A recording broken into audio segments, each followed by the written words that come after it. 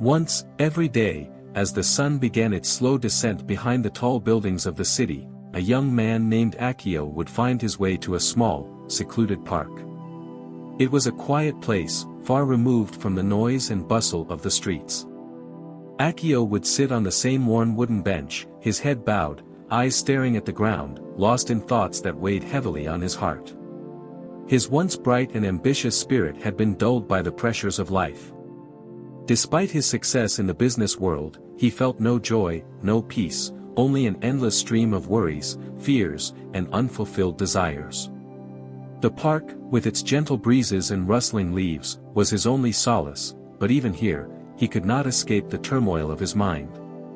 One evening, as Akio sat in his usual spot, a soft voice interrupted his thoughts. "You come here often, but you seem more burdened each time I see you." Akio looked up to find an elderly man standing beside him, his face lined with age but his eyes sharp and kind. It was Hiroshi, a figure well known in the neighborhood, often called the Wise One by those who had sought his counsel. "May I sit?" Hiroshi asked, gesturing to the empty space on the bench. Akio nodded silently, curious but wary. Hiroshi settled down beside him, the air between them calm and unhurried. For a moment, they both sat in silence, watching the birds flutter between the trees. "Why do you look so troubled, young man?" Hiroshi asked gently. Akio sighed, the weight of his thoughts pressing down on him again. "I don't know where to begin," he said quietly. "Every day, my mind is filled with worries about the future, regrets about the past, and pressures from all sides. No matter what I do, I can't seem to find peace."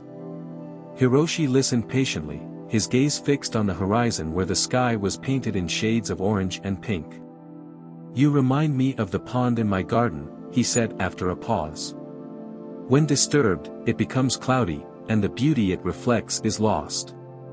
Your mind is much the same, constantly disturbed by the endless flow of thoughts." Akio frowned slightly. "But how can I quiet my mind? The more I try, the more restless it becomes." Hiroshi smiled, a warm, understanding smile that put Akio at ease.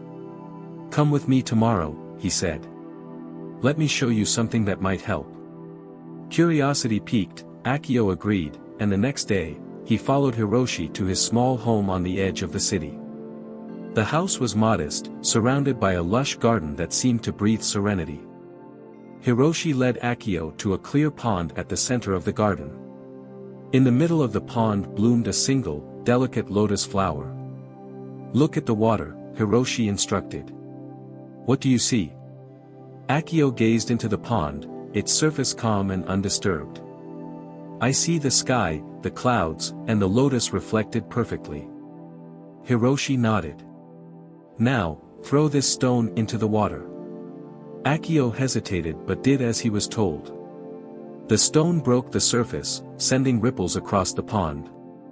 The reflection shattered, the sky and lotus disappearing in the chaos of the disturbed water. "This is what happens to your mind when it is filled with thoughts," Hiroshi explained. "It becomes cloudy, and you can no longer see clearly. The peace you seek is lost in the disturbance."